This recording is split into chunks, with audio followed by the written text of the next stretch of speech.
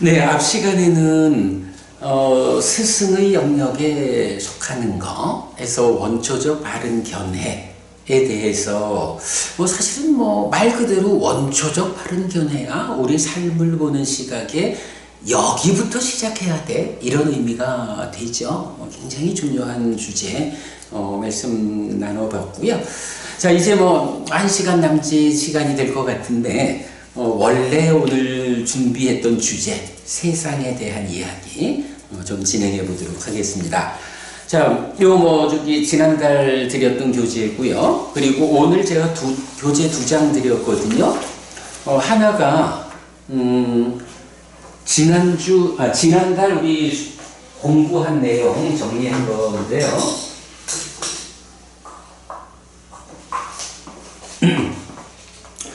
간략히 한번 살펴보겠습니다. 지난달 공부한 내용, 해피스님과의 대화 서울 240413, 세상, 중생의 삶의 영역, 물질 세상과 존재성으로의 세상, 화엄경의 세계관에 참고하기 위해 니까야가 설명하는 세상에 대해 설명하였습니다. 1. 나는 누구인가? 유신이라는 측면, 오치온, 활성존재, 이렇게 세 가지로 나는 누구인가 살펴보았고, 두 번째로 세상에 대해서는 삼법인, 그러니까 재행무상, 재행계고, 재범무아, 삼법인에서 행들의 영역이 세상이다. 요거 중생들의 세상이고, 행들의 영역을 벗어나서 실현되는 것으로 열반이 있다 라고 설명했고요. 그 다음에 이제 3번 세상에 대해서 교재에 의해서 설명을 했는데, 자, 세상이라는 게 1번 개념적으로는 중생의 영역이다. 2번 구체적으로는 물질 세상으로, 그리고 존재성으로의 세상, 이렇게 두 가지로 세상을 말할 수가 있죠. 물질 세상이라는 거는 색성향 미척이라고 말해주는 그냥 우리가 내가 세상을 만나는 이런 물질적 세상을 말하고, 그런가 하면 존재성으로의 세상이라는 게 뭔가요? 나라고 하는 존재가 바로 중생들의 세상, 중생들의 세상에서 나라는 존재가 세상의 어느 자리에 있느냐? 결국은 세상이라는 게 나 빼놓고 뭐가 있나? 내가 어떤 존재성을 가지고 있느냐? 욕계 중생으로의 존재성이냐? 색계 무색계 중생으로의 존재성이냐? 하여간 그런 나라는 이 존재의 그 존재성이 세상이다, 이렇게 경이 정의해 주고 있다는 거. 그래서 이런 존재성으로의 세상이라는 것은 질적인 측면에서 이해해야 하죠. 그래서 질적 세상, 그러면 물질 세상의 끝이라는 것은 의미가 없지만 질적인 세상이라는 관점에서는 세상의 끝이라는 개념이 설명된다. 부처님의 깨달음은 질적 세상의 끝이라는 개념 위에서 벗어나 실현되는 열반의 성취인데, 화엄경의 세상은 벗어남의 영역에 접근하지 못하는 곳으로 알고 있다. 후대의 불교가 부처님으로부터 멀어졌기 때문이다 라고 요약했고요. 자, 세상이라는 것은 부서지는 거, 흩어지는 거, 또는 아에 속한 것에 의해 공한 거, 이렇게 나왔죠. 그리고 이렇게 세 가지로 말하는 세상을 내입처, 외입처, 식촉수, 육내입처, 육외입처, 거기서 생겨나는 육식, 그리고 삼사화합 촉과 촉에서 생겨나는 수, 요것이 세상이다 라고 경은 말하고 있죠. 그래서 이제 요런 내 삶의 과정, 내입처로 외입처를 인식해서 식이 생겨나고, 삼사화합 촉해서 수를 경험하는 것, 요것이 세상이다, 나라는 존재성으로의 세상이다, 이렇게 되죠. 자, 그러면서 이 세상에 대해서 마라의 영역이다, 중생의 영역이다, 고의 영역이다 라고 설명하고 있죠. 마라라고 하는 어떤 존재를 이제 설명하고 있는데, 마라 그러면은 지배력을 가진 자 이렇게 나타나죠. 그래서 중생들의 삶의 영역, 윤회하는 영역, 그래서 괴로운 영역, 요것이 마라의 지배를 받는 영역이다. 이렇게 이제 표현하고 있죠. 그렇다면 그런 세상에서 벗어난다는 것이 무엇냐라고 하면 마라로부터의 해방이고 중생의 불완전한 존재 상태를 마감하는 것이고 고가 소멸한 완전한 행복을 실현하는 것이다 라고 이제 정리해 봤어요. 그리고는 지난달에 동영상을 제가 되짚어 보니까 6개의 질문, 문답이 있었더라고요. 그래서 그 문답 내용까지도 좀 정리해 봤습니다. 그렇게 우리 지난달 공부한 거 정리해 봤고요. 자, 여기에서 제가 볼 때 가장 주목해야 하는 거, 세상이라는 것이, 중생의 영역이다라는 거고, 요게 물질 세상, 그리고 존재성으로의 세상이 있다라는 것을 이제 가장 주목해야 한다라는 점 이제 다시 말씀드리고요. 요 마라의 영역이라는 점과 관련해서 제가 한 가지 좀 먼저 이야기해 보겠습니다. 전도경이란 경이 있어요. 여기서 전도라는 것은 이제 거꾸로 매달렸다 이런 이야기죠. 그래서 전도경은 삶의 깊은 영역에 대해서 두 가지로 구분을 해서 말해요. 그래서 한 가지는 상, 락, 아, 정. 상락아정의 전도된 상과 심과 견해가 있다. 그런가 하면 무상,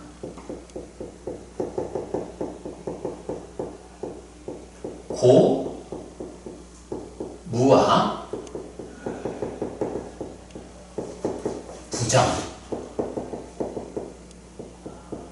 부정의 전도되지 않은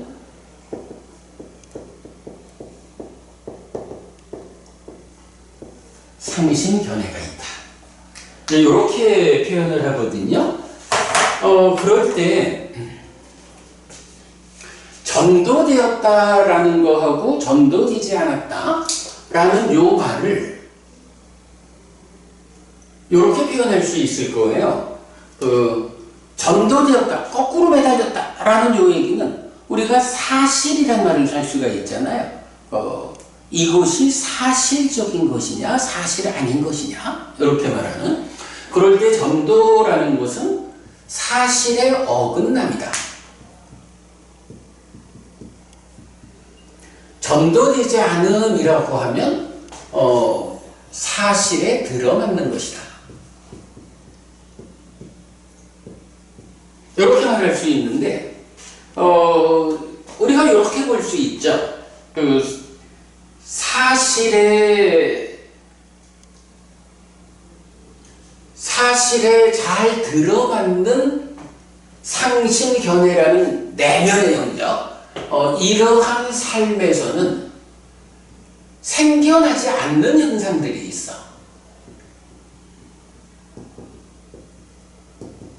그런데 이렇게 사실에 어긋난 삶,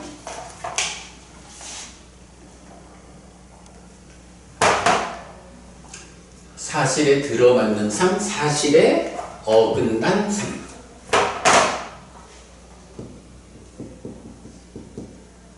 사실에 어긋난 삶에서는 생겨나는 현상이 있어.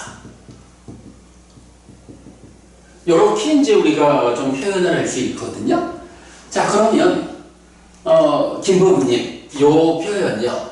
사실에 들어맞는 삶에서 생겨나지 않는 어떤 현상이 사실에 어긋난 삶에서는 생겨난다 라고 하면 어떤 현상이 여기서는 생겨나지 않는데 여기서는 생겨날까요?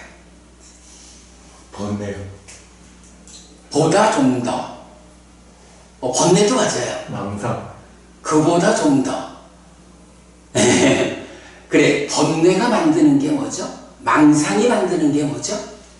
결국은 여기서 그래 사실에 들어맞는 삶에서는 번뇌가 생기지 않죠. 망상이 생기지 않죠. 그런데 사실 그 모든 것의 총합에는 그렇죠.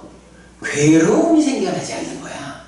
번뇌라는 것도 바로 이런 사실에 들어맞는 삶에서는 번뇌가 없기 때문에 괴로움이 생겨나지 않는 거야.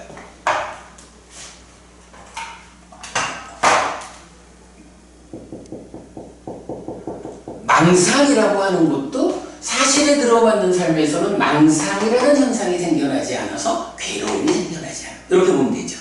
그런데 사실에 어긋난 삶이라고 하는 게 번뇌라고 하는 번뇌와 함께하는 삶이 사실에 어긋난 삶이죠.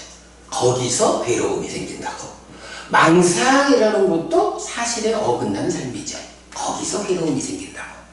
이래서 이렇게 전도경이 말하는 상가가정의 전도된 상심결에 여기서 이제 상이라는 것은 요건 항상하다라는 의미죠. 여기서 상은 오온, 색수상행식 오온 중에 상이죠.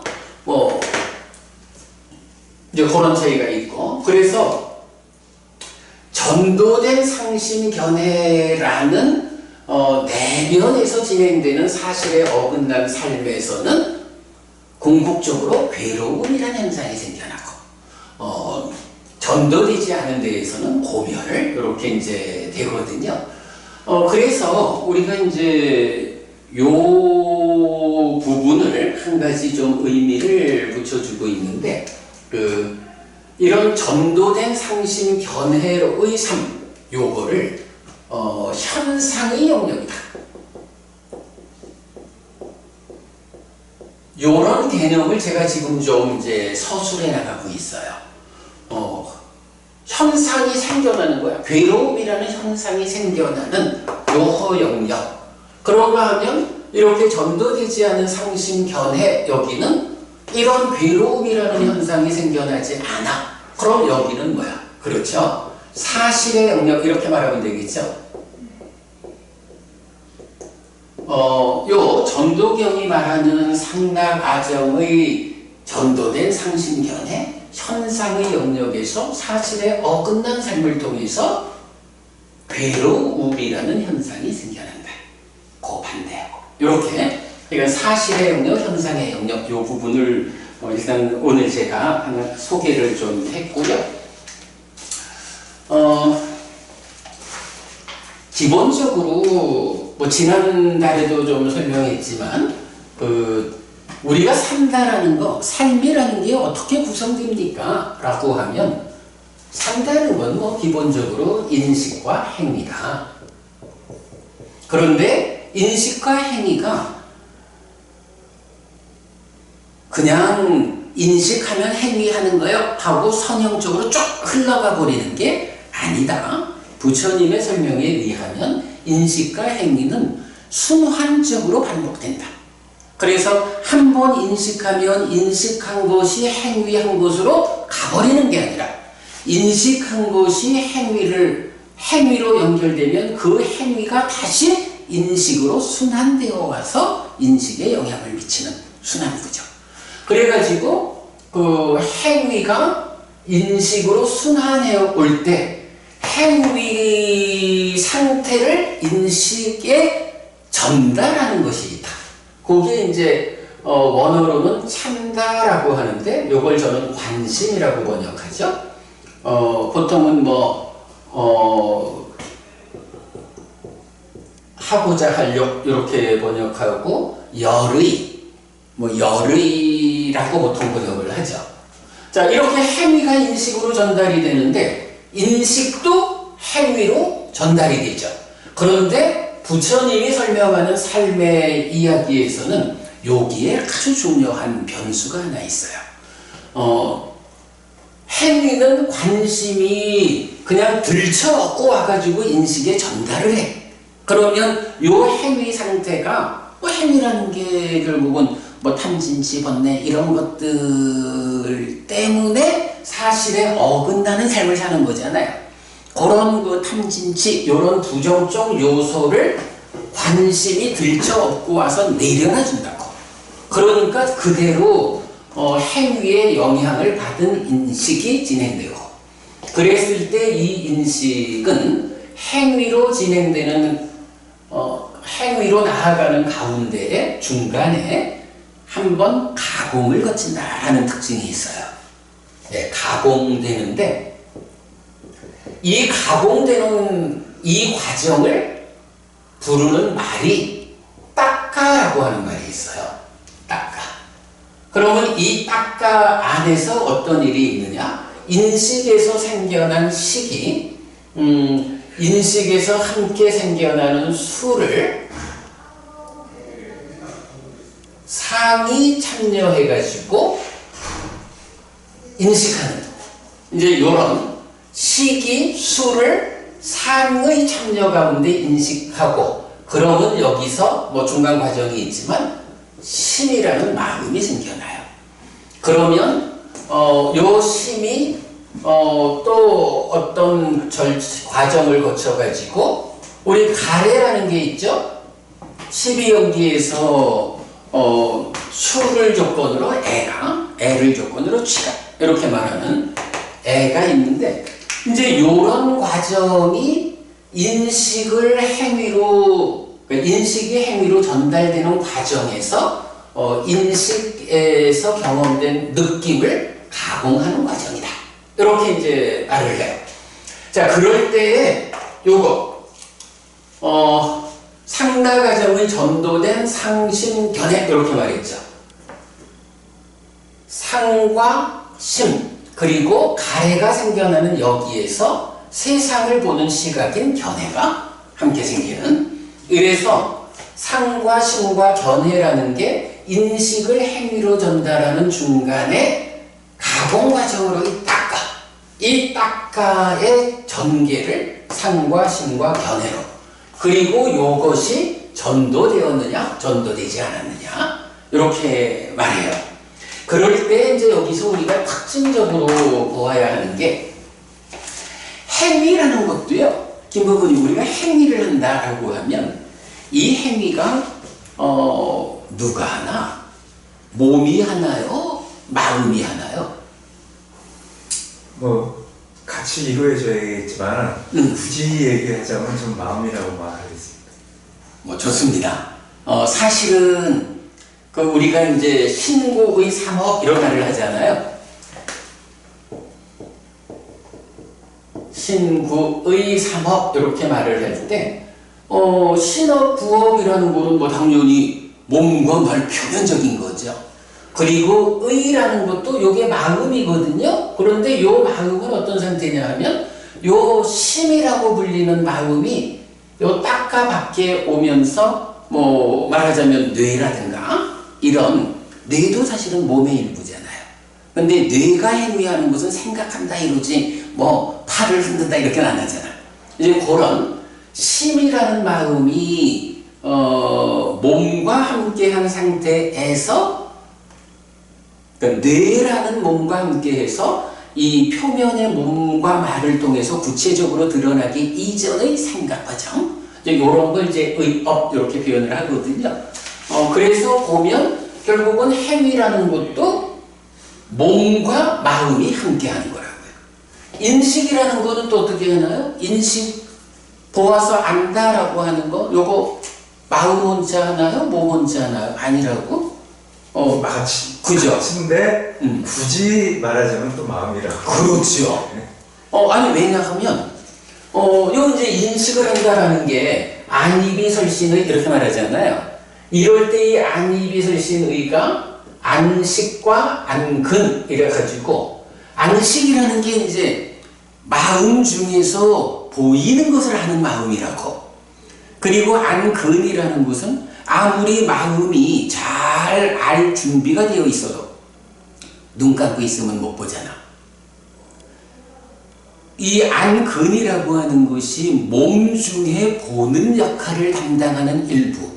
그래서 눈에 보이는 물질적 정보를 받아들여 가지고 그게 뇌를 통해서든 어쨌든 이렇게 마음에 전달을 해주면 말씀하신 대로 안근, 몸에 보는 기능이 정보를 받아들여 가지고 마음까지 전달해주면 전달된 정보를 분별해서 아는 일을 마음이 한다고. 마음이 몸과 함께 하는데 굳이 말하자면 분별하는 일을 마음이 하는 거야. 왜 식이라고 하느냐? 이건 경전 정의사항이거든요. 분별해서 한다, 인식한다고 해서 마음, 식이다 이렇게 정의가 되거든요. 그 인식하는 일의 주체는 역시 마음인 거 맞아요. 그러나 이제 포괄적으로 보는 일을 누가 해? 안내이죠. 마음이 몸과 함께한 인식 주관인 육네이처가 보는 일을 하죠. 이제 그 자리거든. 그러니까 여기도 마음이 몸과 함께 인식을 해요. 행위도 인식도. 그래서 삶이라는 거, 인식하고 행위한다는 거, 마음이 몸과 함께 인식하고 몸과 함께 행위한다. 그런데 여기에 예외적인 곳이 있는 거예요. 요 딱가라고 불리는 요 자리는요. 요거 나중에 자세히 공부할 때가 있겠지만 안입이 설신의로 이럴 때는 안식과 안근 해서 몸이 참여하잖아요. 근데 여기서 안과 색을 연하여 안식이 있다라고 해서 이어지는 생겨나는 식이 수를 인식하는 과정이 뒤따르는데 이때는 안근, 이근, 비근, 설근, 식근 이런 몸이 없다고. 식이 그냥 수를 인식한다고. 그 영역이 딱가예요. 그래서 이 딱가의 영역을 하여간 잘 좀 보아야 하는데 기본적으로 마음은 몸을 떠날 수는 없어요. 그런데 삶의 깊은 영역에서는 몸을 떠날 수는 없지만 작용의 측면에서는 몸의 참여 없이 마음 혼자 인식하고 행위하는 이런 공간이 내적 영역이 있는 거예요. 그게 딱가거든. 그러면 그 딱가 안에서 몸의 참여 없이 마음 혼자 인식하고 행위하는 가공 과정을 통해서 가래가 되고 견해가 생겨나서 이게 다시 딱가 밖에서 몸과 만나서 행위하는 이렇게 이제 전개가 되거든요. 하여간 요 몸에 참여 없이 마음 혼자 행위하는 영역이 있다. 요거 근본경전 연구회에서 해피 스님이 발견한 경을 꿰어갈 때 참 발견될 수 있는 건데 바로 요 영역을 놓고 여기서 전도된 상신견해, 전도된 상신견해, 전도되지 않은 상신견해 요거를 말해주고 이게 전도되었다 사실에 어긋난 삶이 이 안에서 전도되었기 때문에 몸과 함께하는 표면의 삶이 전도된 삶이고 그것이 괴로움을 만든다. 괴로움이란 현상이 생겨난다. 그러나 여기서 이 내면의 문제를 해소해서 전도되지 않은 상신견해 무상고 무아부적이라는 전도되지 않은 사실에 들어맞는 딱가의 과정이 전개되면 거기서 괴로움이라는 현상이 생겨나지 않는다. 고면이 실현된다. 이렇게 보는 거거든요. 저는 요 전도경이라는 아주 짤막한 경이지만 이 경이 알려주는 요거 전도된 상신견에 전도되지 않은 상신견에 딱가의 과정 이것이 부처님 깨달음의 진짜 그 본질을 드러내는 가르침이다 생각해서 굉장히 중요하게 봐요. 일단 요거 하나 스님 딱가를 한국말로 번역하면 저는 요걸 어떻게 번역하냐 하면 요 딱가 안에서 결과로 가래가 생겨나거든요. 네. 그래서 저는 요거를 이렇게 적어 닦아 애의 형성 버전. 네. 요렇게 이제 그 의미를 풀어서 표현하고 있는데, 이거를 그냥 번역하자라고 하면, 이거는 뭐 아주 번역이란 게, 이거는 그 음력되는 수밖에 없어요. 이런 닦아의 개념을 하나의 단어로 표현할 수가 없거든. 네. 그래서 제가 그 책을 쓸 때는 요거를 그대로 닦아라고 표현을 하기도 해요. 네. 네. 그래서 이제 닦아라고 하는 이 개념에 우리가 익숙해져야 하는 거예요. 네. 자, 이렇게 우리 현상의 영역, 사실의 영역 요 부분 닦아와 함께 좀 알아보았고요. 선생님 잠시만요. 아니 선생님 안 써주셔도 되고요. 뭐 하여간 들어맞는 삶이어서 현상이 생겨나지 않는다. 생겨나지 않는 현상. 아니 선생님 다 적어놨어요. 네. 그래서 감사합니다. 자, 그럼 이어갈까요? 네.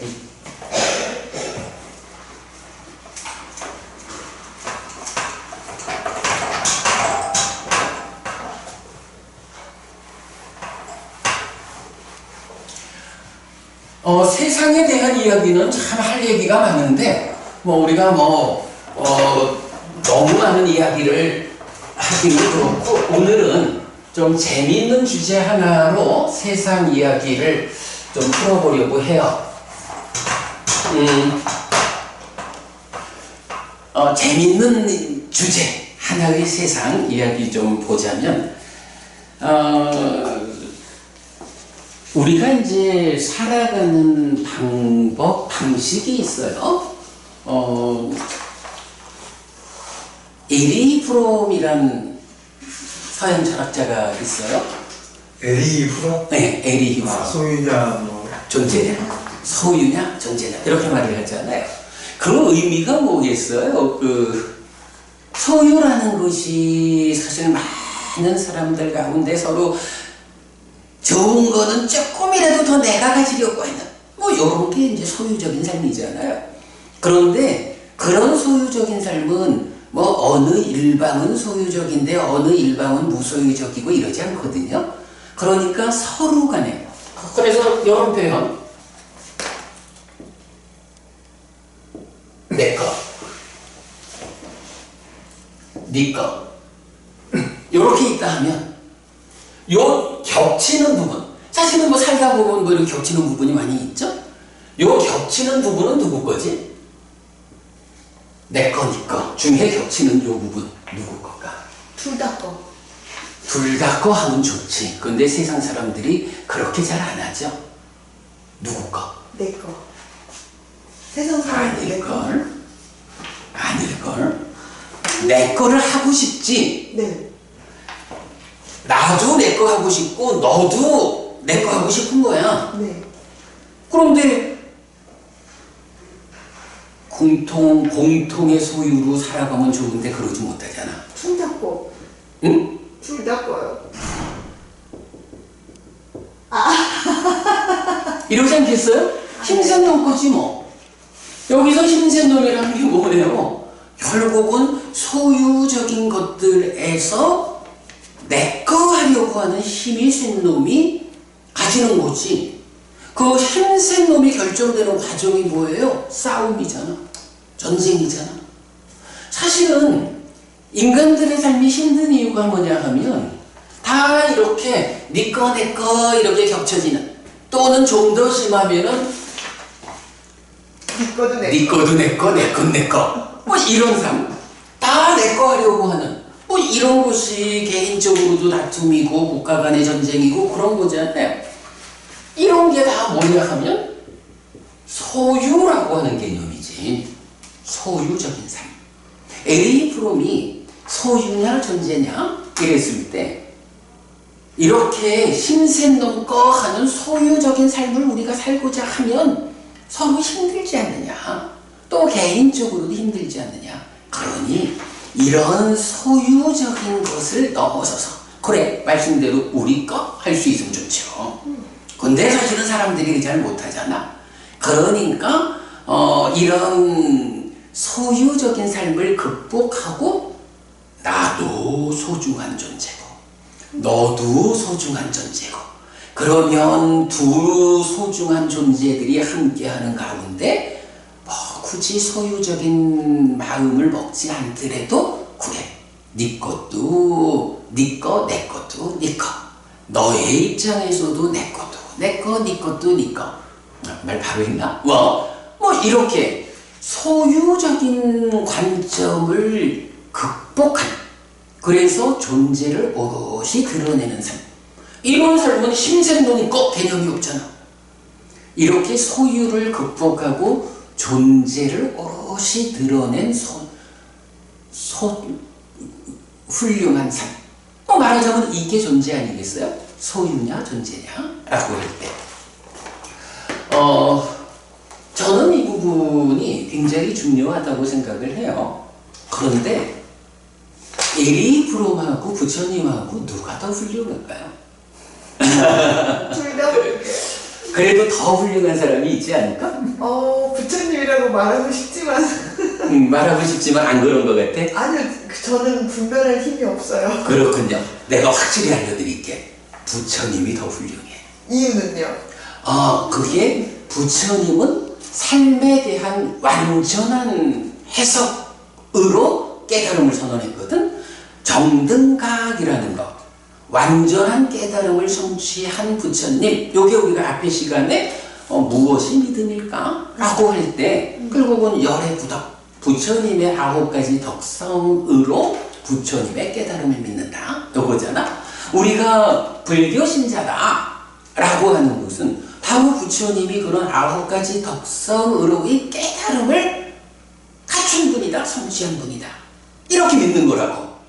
그럴 때에 완전한 깨달음, 우리 삶에 대한 완전한 해석, 그 완전히 해석된 삶에 수반되는 부정적 요소를 완전히 버림으로써 고멸을 실현한 완전한 행복을 실현한 이런 깨달음을 성취한 분이 부처님이라고. 그런데 에리히 프롬이 서양 철학자 중에 한 사람이지만 그게 그렇게 인류 역사에 으뜸된 스승이라고 추앙받는 존재는 아니지. 오케이. 그러니까 부처님이 더 훌륭할 거야. 그러면 부처님은 에리히 프롬이 소유냐 존재냐 이렇게 말하는 거를 넘어서서 사실 이게 존재라는 게 소유를 넘어섰다, 서로 간에 다투지 않고 존재를 오롯이 드러냈다, 요래 하니까 멋이잖아. 그런데 이게요, 김포부님하고 장미고부님하고 두 분이 서로 간에 소유 가지고 다투지 않게 되었어. 그래서 김포부님은 나도 귀하지만 버부님 그대도 귀해 이러고, 장미고부님 역시 나도 귀하지만 김보부님 그대도 귀해 이렇게 살아가면 참 좋잖아. 참 좋은데 그런다고 해서 김보부님 안 늙을까요? 두 사람 간에 서로를 귀히 여기고 존중하는 거는 참 훌륭하지만 그래도 늙잖아. 그때 죽어야 되잖아. 그럼 또 태어나야 되잖아. 반복해야 되잖아. 장미고부님 조금 더 젊지만, 조금 더 젊지만 역시 거부할 수 없는 현상이잖아. 그러면 이렇게 그 존재를 드러냈다라는 이거는 소유적인 다툼은 극복해서 우리 간의 관계의 문제는 생겨나지 않는 이렇게 되었지만 관계 이전에 자기 자신의 존재성의 측면에서는 해결되지 않은 문제들이 있는 거죠. 아까부터 우리가 계속 수행이 버리는 거다. 내 안에 부정적 요소를 버리는 게 수행이다. 이렇게 반복해 말하고 있는데 내가 왜 존재 안에 있는 이런 문제, 늙어야 하고 죽어야 하고 태어나야 하고 이런 윤회를 이끄는 부정적 요소가 내 안에 있기 때문이잖아. 경에서는 그걸 대표적으로 무명과 가래 때문이다 이렇게 말한다고요. 중생을 정의할 때 무명에 덮이고 가래에 묶여서 옮겨가고 윤회하는 중생. 이렇게 무명과 가래로 말하고, 또는 살아있는 동안에 무명과 가래를 해소하지 못하고 몸이 무너지면 몸으로 간다 라고 해서 태어남을 말하거든. 그러나 살아있는 동안에 무명과 가래를 완전히 해소하면 몸이 무너진 뒤에 몸으로 가지 않는다 라고 해서 무명과 가래라는 이 두 가지 나라는 존재 안에 있는 부정적 요소, 이게 해결되었느냐 해결되지 않았느냐에 따라서 또다시 태어나서 이 윤회하는 아픈 삶을 되풀이할 거냐 아니냐, 이게 결정된다고. 에리 프롬이 소유냐 존재냐를 말했을 때 제가 이해하기로는 그래요.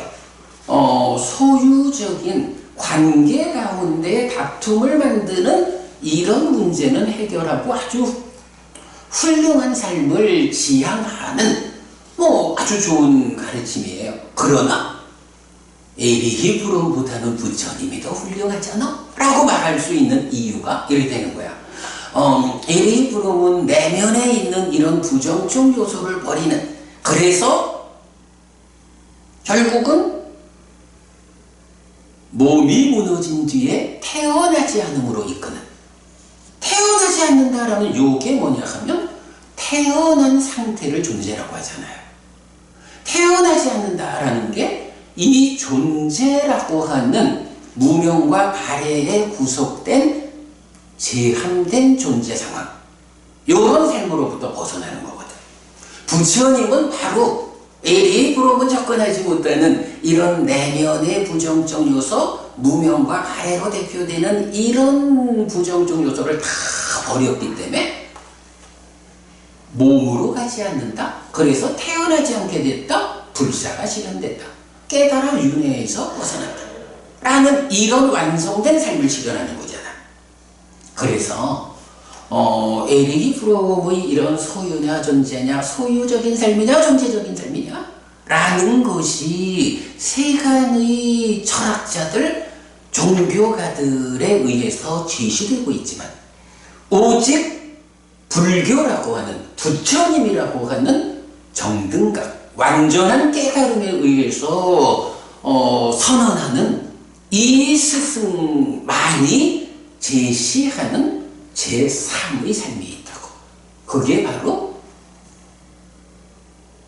부정적 요소가 완전히 해결되어서 존재라고 하는 이 제한된 상황으로부터 벗어났다. 이런 벗어남을 뭐라고 불러요? 해탈이라고 부르잖아. 그래서 요건 이제 약간 제가 그려내고 있는 말이지만 삶에는 세 가지의 삶이 있어. 소유의 삶, 존재의 삶, 그리고 오직 여기에서만 실현되는 해탈된 삶이 있다. 네, 요런 세 가지 삶. 오늘 드린 요 그림이 그걸 말하고 있는데, 자, 요거 이제 한번 살펴봅시다.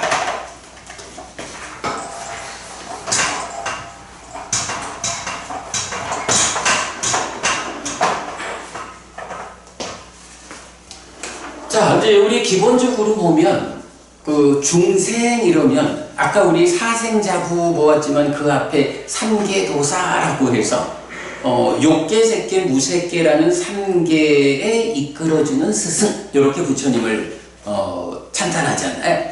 세상이라는 것이 이렇게 욕계라는 세상, 소유적인 삶, 욕계가 있고 색계가 있고 무색계가 있다고.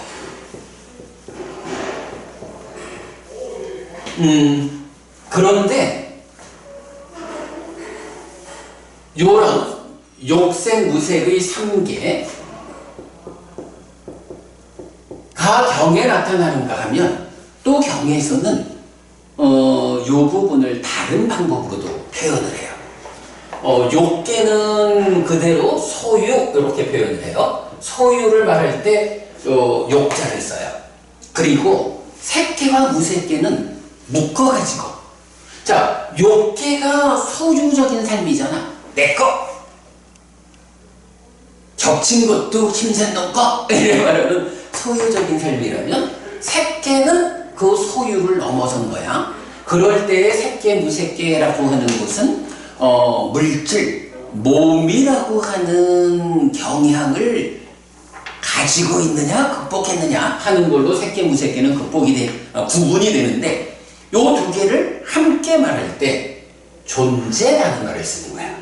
소유나 존재냐라고 하는 요런 의미를 이제 말하게 되거든요. 자, 그래서 보면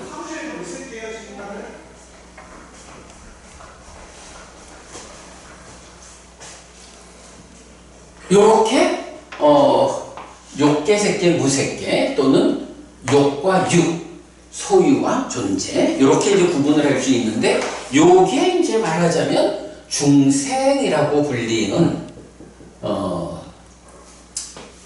존재 상황인 거죠.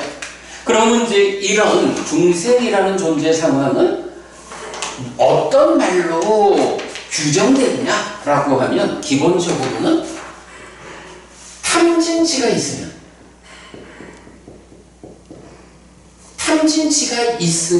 중생이어서 욕계, 색계, 무색계의 삶을 사는 거야.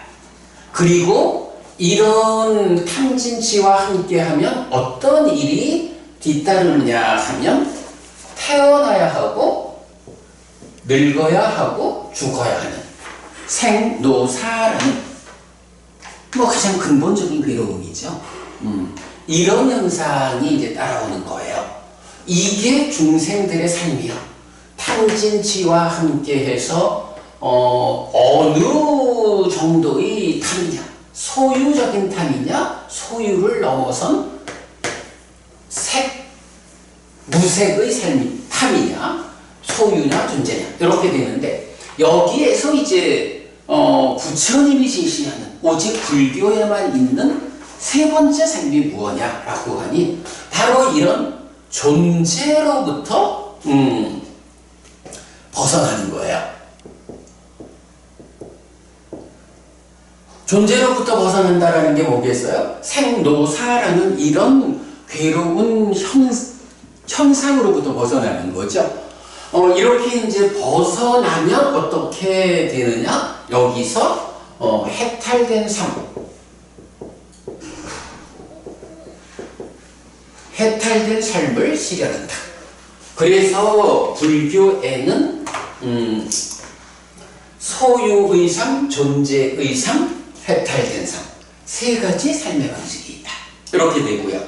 자, 이때 이제 이 벗어난다라고 하는 이제 요 부분이 말하자면 그 하나의 변곡점이 되는데 요거는 그냥 우리 천천히 공부한다 치고 그냥 결론만 좀 말하자면 우리 여러분 여실직연이란 말 많이 하죠. 여실직연, 사실 그대로 알고 본다. 사실 그대로 알고 본다. 그러면 이렇게 사실 그대로 알고 보는 여기부터 이제 불교에서는 성자라는 말을 써요. 자, 성자 하면 보통 사상팔배의 성자 이렇게 말하죠. 그래서 예류자, 일례자, 불환자 라고 하는 중간 과정의 성자를 거쳐가지고 해탈된 삶이 실현되면 아라한. 요런 이제 구도를 가지게 돼요. 자, 그래서 삶이라는 것은 이렇게 소유의 삶, 존재의 삶, 그리고 벗어나서 실현되는 오직 부처님 법 안에만 있는 해탈된 삶이다. 이 벗어남의 영역이라는 것은 여실직연, 사실 그대로 알고 보는 요 하나의 관점에 의해서 실현된다. 그 과정이 예류자, 일례자, 불환자, 아라한, 사상의 성자다. 이렇게 말하는데 여기서 우리 요 대목 한번 주목해 보죠.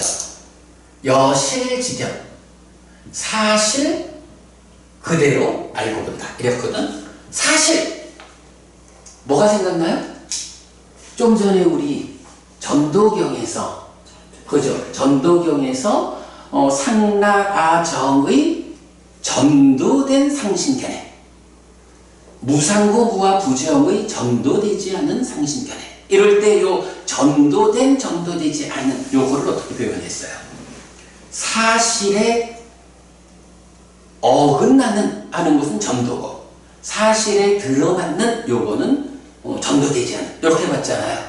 바로 그 사실이라는 개념이거든. 그런데 그 사실에 대해서 전도경은 어떻게 말을 했나요?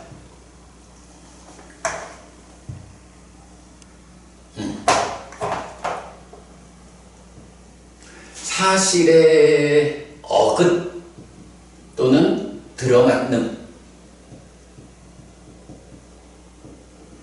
요래했을 때 어긋난 거는 상나가정이었고 들어맞는 것은 무상고무와 부정이었거든.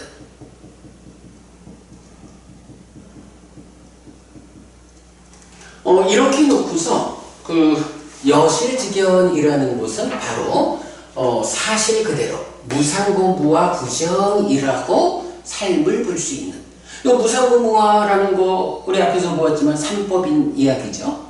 예, 가장 자세한 이야기는 우리가 오늘 다 설명할 수는 없지만 일단 이렇게 여실직연이라고 말할 때 사실에 어긋난 거, 상가가정의 관점으로 삶을 보지 않고 무상고 무아 부정이라는 사실에 들어맞는 관점으로 세상을 본다, 삶을 본다, 이런 개념이죠.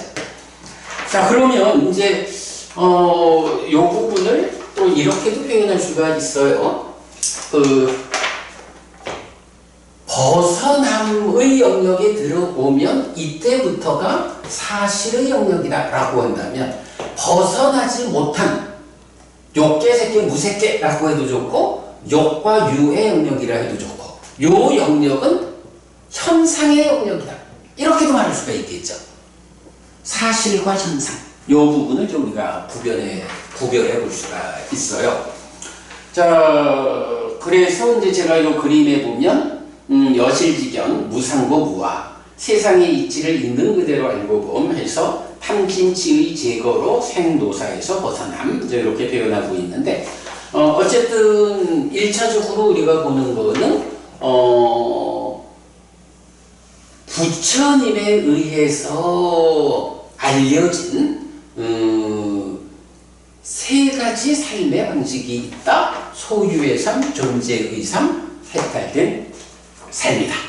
우리가 깨닫는다는 거, 수행을 통해서 내적인 부정적 요소를 다 버려내고 실현되는 그러한 삶은 소유에도 매이지 않고, 신센동법 이런 소유에도 매이지 않고, 존재, 이제 서로를 존중하면서 귀히 살게 되었지만 그러나 때 스스로 늙고 죽는 일은 극복하지 못한, 요런 거를 다 극복해서 실현되는, 더 이상 태어날 일도 없고 그러니 늙을 일도 없고 죽을 일도 없는 이런 열반의 실현, 요런 것이 해탈된 삶으로 오직 불교에서만, 부처님에 의해서만 안내되는 완전한 길이다, 이렇게 우리가 보면 되겠죠.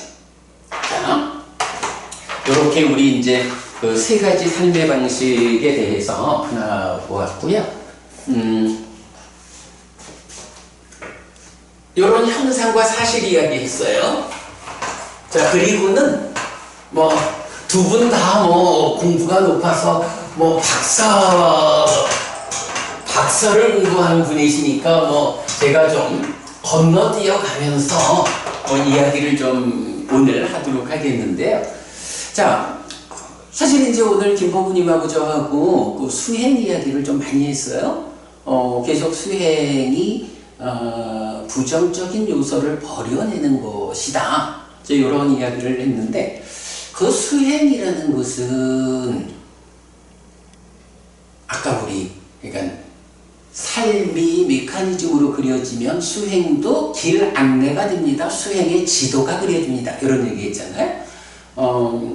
두 분이 아마 관심이 많을 주제 같아요. 그리고 장미보부님 그 신진치유, 아까 아까 이제 그 논문 말씀을 하셔서 결국은 힐링의 완성이 깨달음이다. 이런 부분도 말하고 그랬는데 거기에 가는 그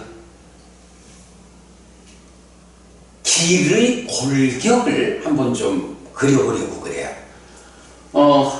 우리가 이제 수행을 하자라고 하면 뭐 대표적인 수행 방법이 호흡을 붙잡고 삼매에 들어가는 거잖아요. 요런 뭐 입출신령, 들숨날숨에 대한 삿띠 이런 수행이 있는데 수행은 한마디로 말하면 뭐죠? 그 수행 방법은 사실 한마디로 말하면 팔정도잖아요. 그죠? 그 연기, 12연기적으로 설명되는 가래의 문제, 이런 부정적 요소들을 팔정도의 실천을 통해 가지고 그 부정적 요소를 버려냄으로써 고멸을 실현하는, 사실은 이게 수행의 본질이죠. 그래서 팔정도요. 팔정도라는 게 있어요.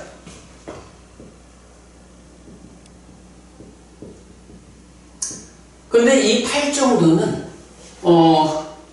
정견, 정사유, 정어, 정업,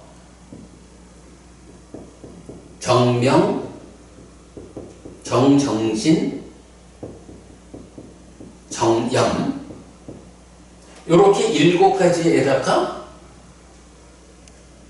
정정, 요게 이제 다른 삼매라는 의미거든요. 정정. 그런데 제가 이해하기로 부처님이 말하는 팔정도는 사실은 정정, 바른 삼매 한 가지인 것 같아. 그러니까 원래 부처님이 수행을 통해서 깨닫자 라고 말할 때 제시하는 방법은 바른 삼매라는 한 가지야. 그런데 사실은 이제 삼매라고 하는 게 뭐예요? 삼매는 정의가 뭐냐 하면 심일경성, 그래서 하나의 대상으로 마음이 집중되는 거라고. 호흡 수행을 한다라고 하면 호흡, 공기가 들고 나면서 피부에 남기는 그 흔적들, 그 이제 느낌이 있잖아요. 그 공기도 물질이니까 들어가면서 공기 알맹이가 피부에 닿으면서 그 피부에 닿는 느낌, 나가면서 피부에 닿는 느낌. 요 피부에 닿음을 대상으로 그 한 가지의 마음이 집중되는 거. 요게 들숨날숨에 대한 삿띠를 통해서 삼매에 들어가는. 그래서 이제 그 호흡이라는 하나의 대상을 붙잡고 마음이 집중된, 요게 삼매라는 말의 의미라고. 정, 삼매고, 요거는 심일경성. 요렇게 이제 정의가 되는 건데, 그 중에, 아니, 삼매면 삼매지. 하필 거기다가 발을 정자를 붙여가지고, 정정, 바른 삼매라고 말을 할까? 요거 무슨 의미일까? 이거 생각해 볼 수 있어요. 장미부부님, 삼매면 삼매지. 왜 거기서 바른 삼매라고? 바른 삼매가 있다는 것은 바르지 않은 삼매도 있다는 얘기잖아요. 이렇게 구분을 했을까? 왜? 어떤 점에서 구분했을까? 일경성을 강조하기 위한? 이라고 말하면 오답. 지금 이제 우리가 이 팔정도라고 하는 것을 왜 팔정도 이야기를 하는 거예요? 존재 안에 있는 부정적 요소를 완전히 버림으로써 해탈된 삶을 실현하는 이 방법이 팔정도라는 거잖아. 그러니까 삼매라는 것이 마음이 집중만 되면 내 안에 있는 이 부정적 요소들이 다 버려지는 것일까? 이 부분을 눈여겨봐야 돼요. 그런데 사실은 많은 경우들이 그렇게 생각하는 것 같아. 그래서 우리가 지난달에 그 세상 이야기를 말하자라고 한 게, 우리 이제 그 화엄경으로 논문을 준비하는 분 하고의 조금 우리가 의견을 나눠보자. 이래가지고, 세상 이야기를 시작했고, 그럴 때에 제가 화엄경을 잘은 모르지만 그냥 우리 표면적으로 알려진 거로 보면 화엄경은 삼매를 굉장히 많은 단계로 삼매를 나눠가지고 삼매의 끝까지 올라가면 삼매라는 게 심일경성인데 이 심일경성의 끝까지 올라가면 무언가 완성되는 이런 관점으로 화엄경은 삼매를 담는 과정을 말하고 그걸로 화엄경이 말하는 그 화려한 장엄된 세상 이렇게 이제 되는 거잖아요.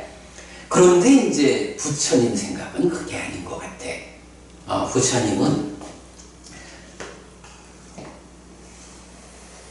이 마음 속에, 그러니까 나의 존재 내면에 있는 부정적 요소를 버려내는 일은 단지 심일경성, 집중력을 키워가지고 올라가는 거, 올라가자 하는 방법으로 다 일부는 버려지지, 많은 것이 버려지지만 궁극적으로 태어나지 않게, 그러니까 몸으로 가지 않게 만드는 마지막 부정적 요소, 무명과 가래, 이게 버려져야 되잖아.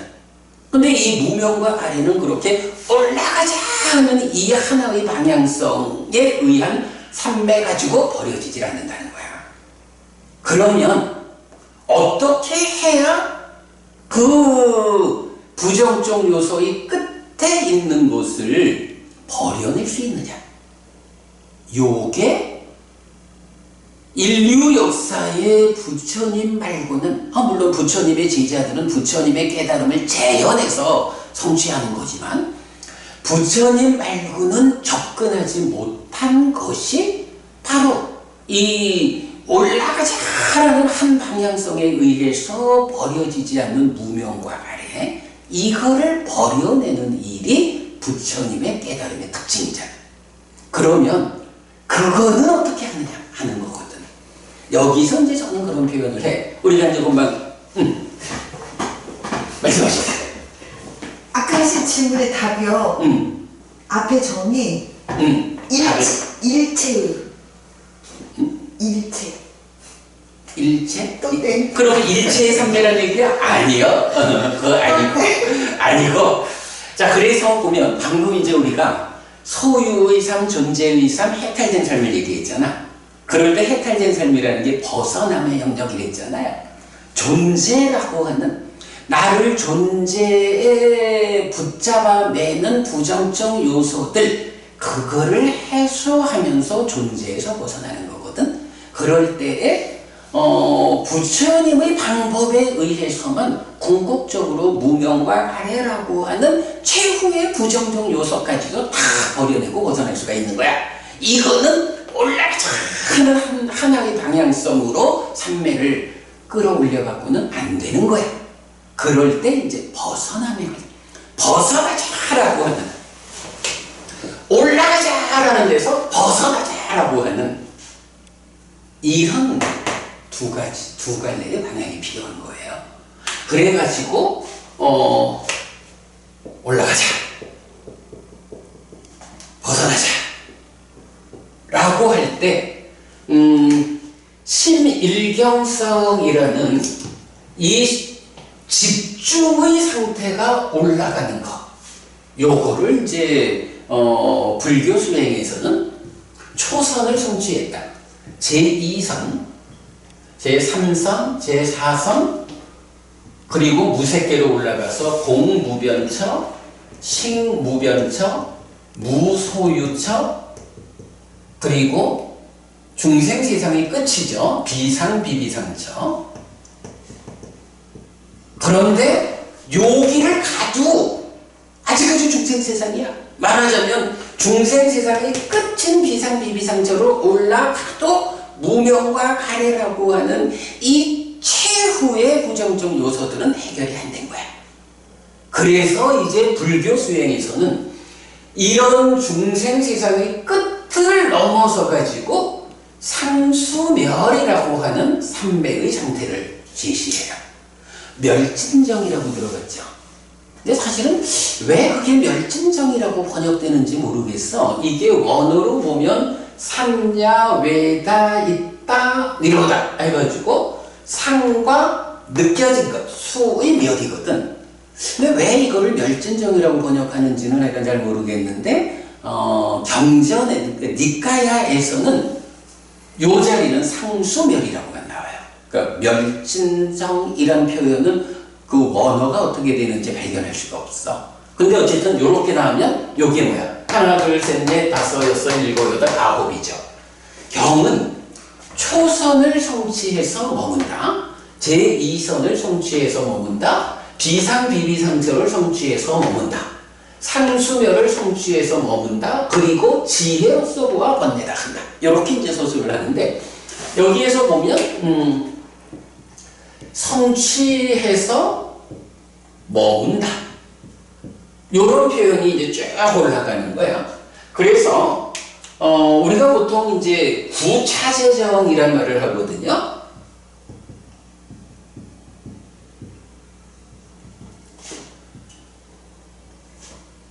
구차재정. 아홉 개의 순서적으로 올라가는 산맥, 이런 얘기인데, 사실 니까야에는 구차재정이란 말이 없어. 대신에 구차재주라고 나와요. 주라는 말이 뭐냐 하면 요 말이거든. 그래서 나도 뭐 별 생각 없이 그냥 있었을 때는 그냥 구차재정이라고 계속 표현을 했다가 몇 년 전부터 병에서는 구차재정이란 말이 안 나와. 그런데 보면 9단계의 차례로 머문이라는 구차재주는 나와. 그거 경전에 설명하고 비교를 해보니까 초선을 성취해서 머문다. 요 얘기야. 그럼 머문다라는 말은 뭘까? 우리가 삼매를 성취했다라는 거하고 그 초선이라는 삼매의 경지를 성취해서 거기에 머문다. 머문다라는 것은 초선을 성취했어. 그런데 그 초선의 상태를 유지하고 있어. 요거잖아, 머무니까. 그러면 초선을 성취한 상태를 유지하고 머물고 있을 때 그냥 앉아서 놀까요? 그때 뭔가 일을 할까요? 살아요. 그죠? 중요한 게 머문다라는 요 말에 의해서 초선을 성취했다. 초선의 성취는 그만큼 초선만큼의 심일경성이 된 거예요. 그런데 단지 초선만큼 올라가자 하는 데서 그치지 않고 초선을 성취해서 머무는 가운데 벗어라는 일을 하는 거예요. 여기 다 말이 되죠. 그래서 초선을 성취해서 머문다. 초선만큼의 심일경성 위에서 벗어나기 위한 일을 한다. 그리고 제2선으로 올라가자. 제2선을 성취해서 머문다. 제2선의 심일경성을 성취한 상태에서 머물면서 벗어나는 일을 한다. 해서 끝까지 가는 거야. 그러면 중요한 거는 심일경성이라는 것은 결국은 벗어나기 위한 일을 하는 것을 일을 하기 위한 토대예요. 흔들려가지고는 일을 못하잖아. 초선만큼 흔들리지 않은 경지가 되면 초선만큼의 흔들리지 않음을 토대로 초선만큼 할 일을 해가지고 초선에 해당하는 부정적 요소를 버리고 초선만큼 벗어나는 거야. 말이 좀 길지만 의미가 그렇게 되죠. 그리고 초선만큼의 부정적 요소가 버려졌으면 이제 그만큼보다 좀 더 미세한 부정적 요소가 있겠지. 제2선으로 올라가서 제2선의 심일경성, 그 흔들리지 않음의 토대 위에서 다시 또 벗어나기 위한 일을 해. 그러면 제2선에 해당하는 부정적 요소가 버려지죠. 제3선으로 올라가고 있지. 이래 가지고 비상비비상처까지를 올라가. 그럼 비상비비상처를 성취해서 머문다? 비상비비상처라는 그 중생세상의 끝자락에 해당하는 그 높은 경지에서 가능한 만큼 부정적 요소가 없어지니까 버려지는 거야. 그런데도 아직은 무명과 가래, 뭐 탐진치 이렇게 표현되는, 또 번뇌 이렇게 표현되는 그 최종적인 부정적 요소가 비상비비상처까지 갔으니까 거의 대부분 버려졌지만, 그래도 아직도 태어남으로 이끄는 남아있는 것이 있다고. 그 부분을 해결하기 위해서 이제 상수멸이라고 하는 더 높은 마지막 심일경의 상태로 올라가는 거예요. 그러면 거기에서 이제 경은 상수멸을 성취해 머문다. 지혜로서 보아 번뇌다 한다. 물론 이 과정 다가 벗어나기 위해서 머무는 이 과정이 지혜로서 작업을 하는 거야. 사띠, 삼매, 지혜 이런 기능으로. 그런데 그 꼭대기에 가서 최후에 남아있는 만큼의 번뇌여, 무명이여, 가래여, 탐진치여 하는 요것들을 지혜의 완성으로, 완성된 지혜가 보완하는 만큼 다 버려져서 이제 모든 부정 요소가 다 버려져 가지고 완성되는 거야. 버리는 일이 완성된 거야. 그게 중생으로 붙잡아 매는 존재적인 삶에서 완전히 벗어나는 거야. 그게 해탈된 삶의 실현 아라한된 거야. 이렇게 이제 봐야 하거든요. 자, 그래서 삼매 중에 왜 바른 삼매라고 굳이 바를 정자를 붙여서 제안을 해놨을까? 라고 하는 이유가, 삼매라고만 쓰면 그거는 심일경성에서 올라가자라고 하는 이 하나의 시도라고. 그런데 부처님이 제시하는 이러한 깨달음의 길은 올라가자라는 외방향이 아니에요. 올라가는 만큼을 토대로 해가지고 흔들리지 않음을 토대로 해서 벗어나자라고 하는 진짜 부처님에 의해서만 제시되는 특별한 수행 과정이 있다는 거야. 성취에서 머문다. 요렇게 삼매 가운데 벗어남으로 들어가는 해탈된 삶을 실현하는 특별한 삼매다.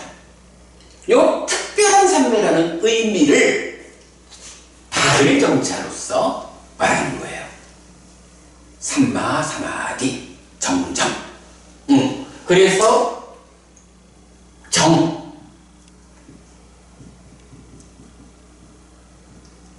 벗어남을 이끈 깨달음.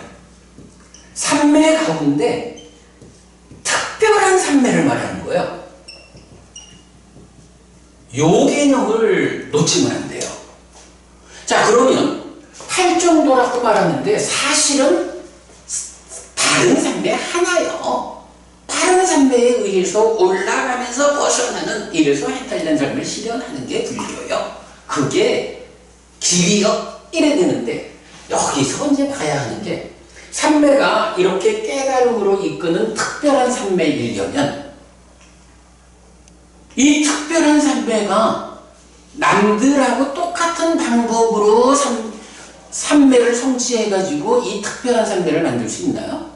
사실은 삼매가 특별한 역할을 한다라고 하면 이 삼매가 생겨나는 과정도 남들하고 다르게 특별함을 필요로 한다고. 그죠? 특별한 과정으로 만들어지는 삼매가 특별한 일을 할 거 아니야. 그건 당연한 얘기잖아. 그랬을 때 경은 어떤 말을 쓰냐 하면 필수품을 갖춘 삼매라는 말을 해요. 이게 경에서 직접 쓰는 말이야. 삼매 중에 깨달음이라는 깨달음을 이끄는 특별한 삼매를 말하기를 필수품을 갖춘 삼매다. 그런데 이 필수품이 무엇냐? 라고 할 때 뭘까요? 필수품. 필수품을 갖춘 산매라고 바른 산매를 말했거든. 필수품이 무엇일까? 바로 요 7가지를 필수품이라고 지시하는 거야. 그러니까 정정이면 되는데 굳이 팔정도 이래가지고 정견, 정사유, 정어, 정업, 정명, 정정진, 정량, 정착 8로 말하는 이유가 이 바른 산매 자체가 워낙에 특별한 산매이기 때문에 이 특별한 산매가 만들어지려면 그 과정도 특별한 거예요. 그 특별한 과정이 정견부터 정량까지의 7가지 과정이고 이게 필수품이에요. 이 7가지 필수품을 갖춘 산매, 이 7가지 필수품의 과정으로 성취되는 그 산매가 바른 산매고 그 바른 산매가 이렇게 성취해서 머무는 가운데 올라가자 더하기 벗어나자 해가지고 해탈된 삶을 실현하는 거예요. 요 개념. 그래서 일단 8정도는 필수품을 갖춘 산매라고 해서 정정이 본질이지만 필수품 7가지. 필수품이니까 없으면 안 되잖아. 항상 함께 존재하는 거잖아. 그래서 8가지가 하나의 세트가 돼서 8정도가 된 거예요. 자, 그러면 이제 이렇게 그 정정이라는 의미를 이제 우리가 보았어. 그러면 이제 여기에서 바른 산매를 성취해서 이 9단계 과정 성취해서 머물면서 이제 벗어나는데 요 과정을 지금부터는 진짜 간략하게만 얘기할게요. 이거는 뭐 사실은 굉장히 많은 공부가 아직 두 분이 이 공부를 만난 지가 얼마 안 되셔서 자세히 설명하는 일은 좀 어렵고 뭐 두고두고 우리가 말하기로 하고요. 자, 그러면 이제부터 말할 거는 이렇게 바른 산매를 성취했어. 그러면 바른 산매가 성취해서 머무는 거예요. 그 머무는 과정에서 벗어나는 거예요. 이랬거든요. 한마디로 말하면 일을 하는 거예요. 산매 위에서. 자, 그러면 이제 바른 산매에서 깨달음을 성취하는 이 과정을 이제 우리가 가야겠는데 산매를 성취했거든요. 심일경성, 그러니까 누가 산매에 든 거야? 마음이 들어간 거죠. 마음이 하나의 대상에 집중된 게 산매라고. 그러면 요 마음이 산매에 들면 굉장히 좋거든요. 경전에서는 요거를 개발된 느낌이라고 해서 환희, 희열, 진정, 행복하고 뭐 단계별로 이 행복한, 이 좋은 느낌의 상태를 상세히 설명하거든요. 경에서는 그래. 산매를 성취했는데 그 산매의 좋은 상태, 그 느낌에 묶여가지고 마음이 멈춰버리면, 마음이 잠겨버리면 더 이상 수행이 진행되지 못한다. 산매를 성취한 상태에서 극적으로 나타나는 하나의 표현이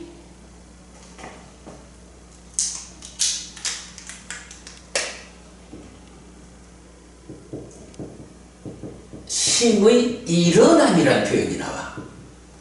찌따사 우타하티라고 해서 산매가 성취되니까 너무 좋아. 아, 좋다. 요 좋은 상태에 탁 묶여가지고 좋아하고 있으면 좋기는 되게 좋겠죠. 근데 문제는 목적하는 바 벗어나서 깨달음으로 가는 일을 못하잖아. 그래서 경이 하는 말이 이러한 산매 그 좋은 느낌 위에서, 그렇다고 좋은 느낌을 버리라는 말이 아니라 이거는 산매를 닦는 과정에 수반되어 오는 거니까 그대로 좋은 느낌은 있어. 그 좋은 느낌 위에서 마음이 거기에 묶여 있지 말고 일을 하기 위해서 일어나라. 이렇게 말을 하는 거예요. 일을 하기 위해서 일어나라. 그러면 이제 마음이 일어나면 여기에서 하나의 수행 과정을 말해요. 내적인 심의 사마타 이런 말이 있어. 내적인 심의 사마타라고 해서 내적인 내면이라는 얘기죠. 안에 안으로 심을 사마타 잘 진정한다, 가라앉힌다, 삼매에 들게 한다 이런 말이거든요. 어쨌든 뭐 이런 거 다 우리 뒤에 보기로 하고 오늘은 그냥 골격만 소개하는 거로 내적인 심의 사마타라는 마음이 일어나서 하는 첫 번째 일, 안으로 마음을 진정시키자 라고 하면 진정하는 일의 결과로 법이 드러난다라는 현상을 말해줘요. 법에 드러남. 법에 드러남. 요게 앞으로 보면 정말 이런 부분을 경이 설명하고 있구나. 참 놀라워할 일이에요. 하여간 내적으로 심이 그러니까 내적인 심의 사마타에 의해서 마음이 잘 진정되고 가라앉으면 법이 드러난다. 이렇게 말하거든. 그러면 이렇게 드러나는 법에 대해서 이제부터 결국 중요한 건 뭐냐면 사실에 들어맞는 삶이 필요하잖아. 사실이 뭐야? 무상고 무학. 그래야 되잖아. 삼법인. 이 법에서 무상을 보는 일을 해야 돼요.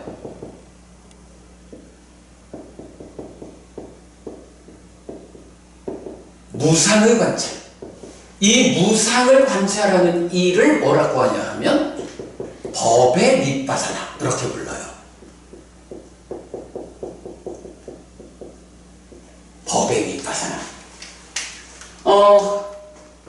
그러면 법의 밑바사나라는 말은 뭐냐 하면 이렇게 마음이 일어나서 내적인 심의 사마타로 그 마음을 진정하고 가라앉히면 거기서 법이 드러난다.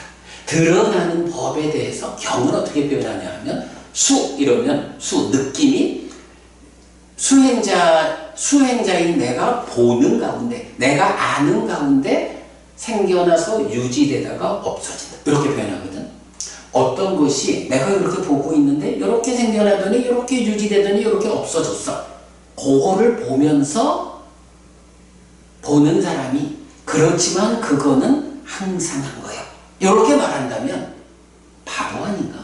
내 눈으로 직접 생겨나서 유지되다가 없어지는 걸 보면서도 이거는 항상하다. 이렇게 말하면 바보지 뭐.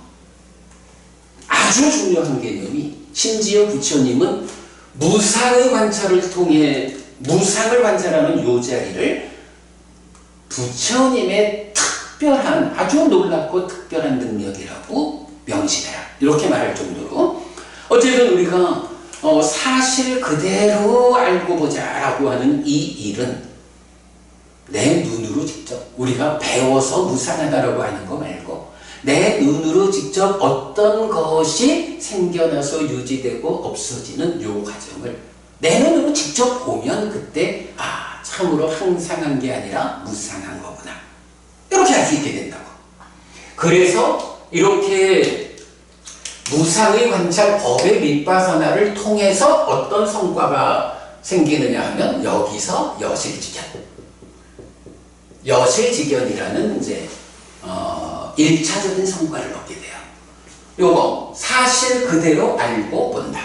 요 얘기죠. 자, 그러고 나면 이제 경은 다시 이 여실직견이라는 상태에서 사마타라는 말을 해줘요. 사마타라고 하는 거, 우리 아까 딱가라는 개념을 보았죠? 요 여실직견까지는 이 작업의 과정이 딱강이 마음이 몸과 함께 작용하는 영역에서 진행되는 거야. 그러면 이제 마지막에 오면 이제 딱가 안에, 아까 딱가 안에서 상심 견해의 과정이 있었죠? 그 상심 견해의 과정에서 심의 문제를 해결하는 것이 사마타야. 그러면 이 사마타 다음에 윗바사나라는 과정이 있더라고. 윗바사나라는 과정은 상의 문제를 해소하는 최후의 과정이야. 그래서 전도된 상심 견해. 전도된 상심 견해를 역순으로 견해부터 전도되지 않게 하고 심을 전도되지 않게 하고 상을 전도되지 않게 하는. 그래서 이렇게 사마타 윗바사나로 전도를 해소하면 이때에 해탈지견 이런 표현을 해요. 사실 그대로 알고 보는 거라면 여기는 해탈된 알고 봄이요. 해탈된 삶이 실현돼서 이제는 완전히 해탈된 존재로서 삶을 알고 보는 거예요. 요게 깨달음이에요. 자, 요렇게 놓고 보면 이제 요 여실지견이라는 요 상태가 사실은 1단계의 깨달음이야.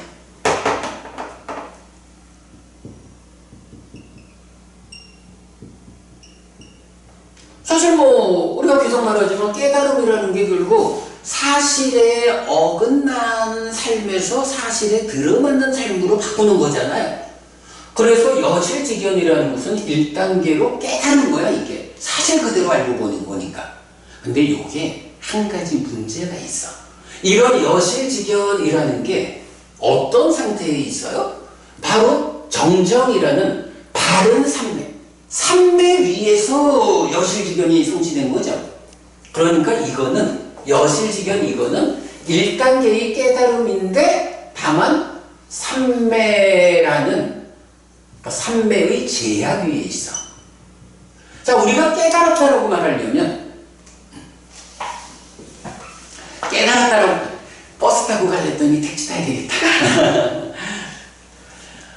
깨달았다라고 말하려면 김어부님, 우리가 삼매에 들어가지고 모든 부정적 요소를 다 해소하고 전제로부터 벗어났다.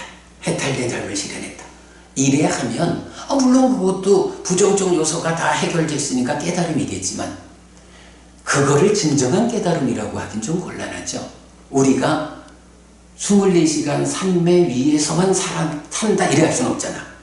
그죠? 우리가 산다라는 것은 삼매라는 것은 나의 일상의 삶이 부정적 요소로부터 완전히 벗어난 해탈된 삶을 실현해서 그저 우리가 이렇게 대화하고 함께 살아가는 가운데에서도 내가 부정적 요소 없는 아라한의 삶을 살아내는 이게 깨달음의 완성이잖아.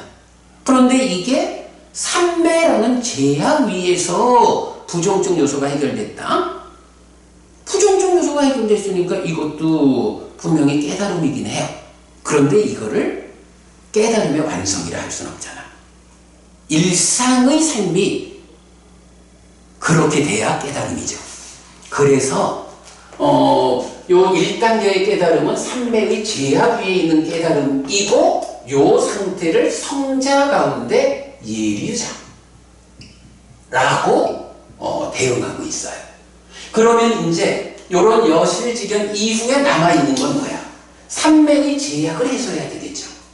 삼매의 제약을 해소해야 그때는 삼매라고 하는 수행해가지고 상관없이 일상이 내 안에 부정적 요소가 하나도 없어. 무명도 없고 가래도 없고 탐진치도 없고 번뇌도 없어.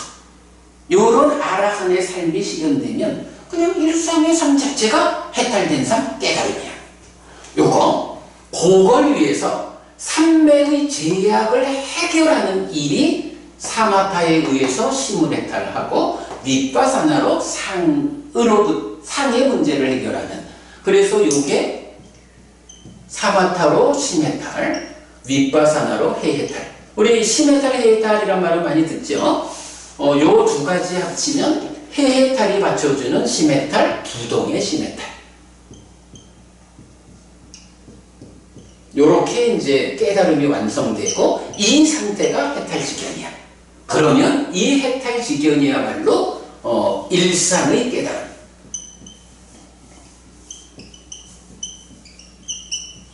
이고 이 상태가 아라한. 이렇게 이제 깨달음이 완성되는 거예요. 오늘은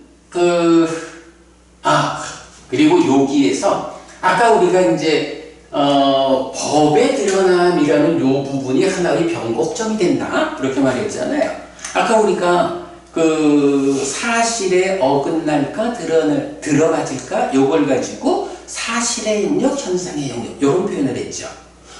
그럴 때 요 법에 드러난 여기까지를 현상의 영역 요렇게 우리가 해석을 하는 거고요.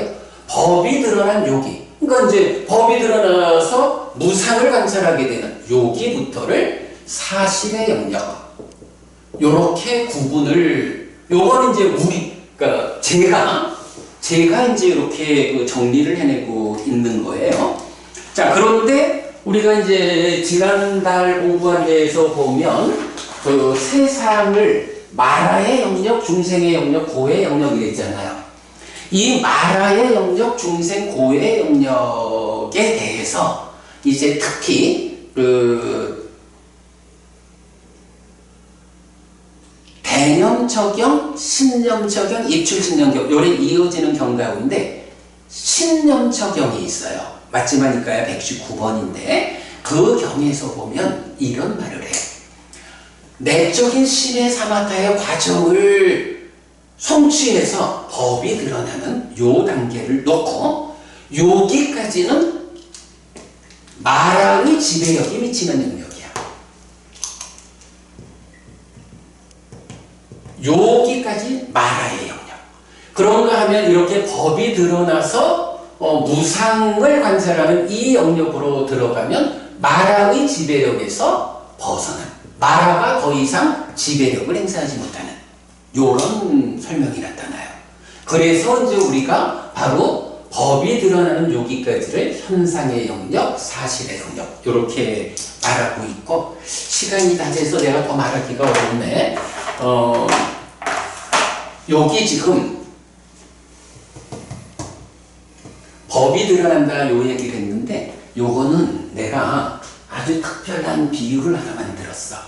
호흡, 그 입출신념에서 호흡을 붙잡고 삼매에 들잖아. 그러면 호흡을 붙잡고 삼매에 들어간 상태에서 삼매에 들었으면 그 다음 깨달음으로 가는 동안에 대상은 어떻게 되는 거지? 호흡을 붙잡고 삼매에 들었으니까 호흡 그대로 호흡의 무상고 무아를 관찰하는 것일까? 아니면 호흡을 버리고 무언가 다른 대상을 붙잡고 깨달음으로 가는 것일까? 이런 생각할 수 있죠. 결론만 말하자면 지금 요 컵에 물이 있잖아. 이 컵에 물이 있으니까 요걸 거울 삼아서 얼굴을 좀 비춰보고 싶어. 그러면 얼굴을 비춰주면 뭐 깨끗한지 여자분들 화장도 해야 되잖아. 뭐 이럴 때 이 컵이 흔들리고 있으면 컵 속에 있는 물이 내 얼굴을 비춰줄까? 못하죠. 컵 속의 물이 내 얼굴을 비춰주게 하려면 두 가지 일을 해야 하거든. 하나는 컵을 고정해야 돼. 컵을 고정하고도 컵 안에 있는 물이 뭐 내면의 어떤 현상들 때문에 흔들린다 하면 안 보여주죠. 컵을 고정하고 나면 그 다음에 컵 안에 있는 물을 진정해야 돼. 물을 가라앉혀야 돼. 그러면 그때 어때요? 잘 진정된 가라앉은 물이 내 얼굴을 비춰주죠. 내 얼굴을 비춰준다라는 그게 뭐야? 얼굴이라는 법을 드러내준다. 요거거든. 수행에서 처음 삼매에 갈 때 호흡을 붙잡았다라고, 호흡을 붙잡고 삼매에 간 게 컵을 고정하는 거야. 그리고 나면 오늘 설명한 데 있지만 느낌을 대상으로 하는 2차적인 과정이 있어. 느낌을 대상으로 하는 2차적인 과정이 컵이 고정된, 호흡을 붙잡고 삼매에 든 컵이 고정된 상태에서 안에서 흔들리는 물을 가라앉히는 과정이야. 그게 이 호흡은 그대로 붙잡고 있는 상태에서 안으로 들어가 가지고 느낌을 붙잡고 마음을 가라앉히는 과정. 컵 안에 있으니까 내적인이지. 내적인 심의 사마타. 컵 안에 물을 가라앉히는. 호흡을 붙잡고 삼매를 성취한 상태에서 삼매 안에서 다시 느낌을, 내면의 느낌을 붙잡고 마음을 진정하는 요 과정이 두 번째 대상의 과정이요. 그러면 그때 진정된 우리 얼굴을 비춰줘. 법이 드러나는 거야. 그러면 이 드러나는 법이 얼굴을 비춰줘야 실전. 바로 드러나는 법을 가지고 무상을 관찰해서 깨달음으로 가는 이런 깨달음의 과정에 삼매를 닦을 때 대상은 어떻게 전개되느냐 하는 이 부분까지 제가 이런 소개를 했어요. 시간이 너무 돼서 빨리 마치고 가야 되겠다. 우리 저기 감사합니다. 네, 뭐 오늘 그래도 재밌는 이야기 잘 했고요.